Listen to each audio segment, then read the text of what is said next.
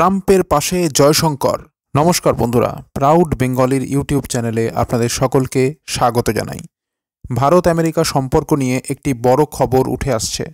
গুরুত্বপূর্ণ এই আপডেটটি দেওয়ার আগে আপনাদের অনুরোধ, ভিডিওটি অবশ্যই এখনই লাইক করে দিন। আর চ্যানেলটি সাবস্ক্রাইব করা না থাকলে দেরি না করে চটপট চ্যানেলটিকে সাবস্ক্রাইব করে রাখুন। আর বন্ধুরা, কমেন্ট বক্সে লিখে জানান বিদেশমন্ত্রী হিসাবে এস জয়শঙ্করকে আপনি 100-এর মধ্যে কত নম্বর দেবেন। তো বন্ধুরা, এবার খবরে প্রবেশ করা যাক। ভারতের পররাষ্ট্রমন্ত্রী এস জয়শঙ্কর মার্কিন যুক্তরাষ্ট্রে 20শে জানুয়ারি ডোনাল্ড ট্রাম্পের শপথ গ্রহণ অনুষ্ঠানে ভারতের প্রতিনিধিত্ব করবেন।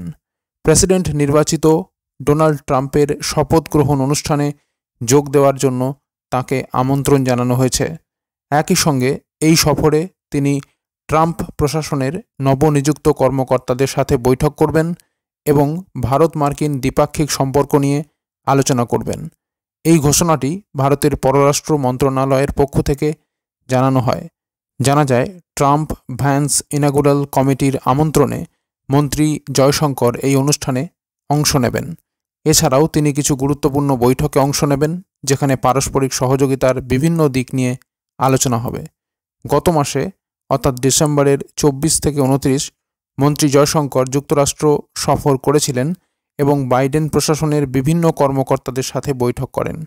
সেখানে তিনি কংগ্রেসম্যান মাইকেল ওয়ালৎসের সঙ্গে সাক্ষাৎ করেন, যিনি ট্রাম্প প্রশাসনের জাতীয় নিরাপত্তা উপদেষ্টা হিসাবে মনোনীত হয়েছেন। এই সফরে ভারত মার্কিন অর্থনৈতিক সম্পর্ক এবং এই সম্পর্কের মূল উপাদান হিসেবে প্রযুক্তিগত বিশেষজ্ঞদের গতিশীলতা নিয়ে আলোচনা হবে বলে আশা করা হচ্ছে। এই প্রসঙ্গে ভারত স্পষ্ট করেছে যে এই সহযোগিতা উভয় দেশের জন্য লাভজনক। পাশাপাশি পঞ্চম কোয়াড সম্মেলন আয়োজনে ট্রাম্পকে ভারত সফরের আমন্ত্রণ জানানো হতে পারে।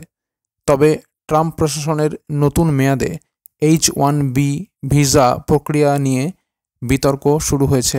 এই ভিসা পদ্ধতি ভারতের জন্য গুরুত্বপূর্ণ হলেও মেক আমেরিকা গ্রেট এগেন আন্দোলনের সমর্থকরা এই প্রক্রিয়ার বিরুদ্ধে আপত্তি জানিয়েছে। যদিও ট্রাম্প এবং তাঁর প্রধান সহযোগী এলন মাস্ক সাধারণত এই পদ্ধতির পক্ষে ছিলেন। অতীতের অভিজ্ঞতা থেকে দেখা যায়, 2020 সালে প্রথমবার প্রেসিডেন্ট থাকাকালীন ট্রাম্প ভারত সফরে আসেন এবং বিভিন্ন ঐতিহাসিক স্থান পরিদর্শন করেন। তাঁর সেই সফর ভারত মার্কিন সম্পর্ককে আরও মজবুত করেছিল। এই সফরের মাধ্যমে দুই দেশের মধ্যে সম্পর্ক আরও গভীর হবে এবং পরবর্তী কূটনৈতিক সহযোগিতার ভিত্তি স্থাপন করবে বলে আশা করা হচ্ছে।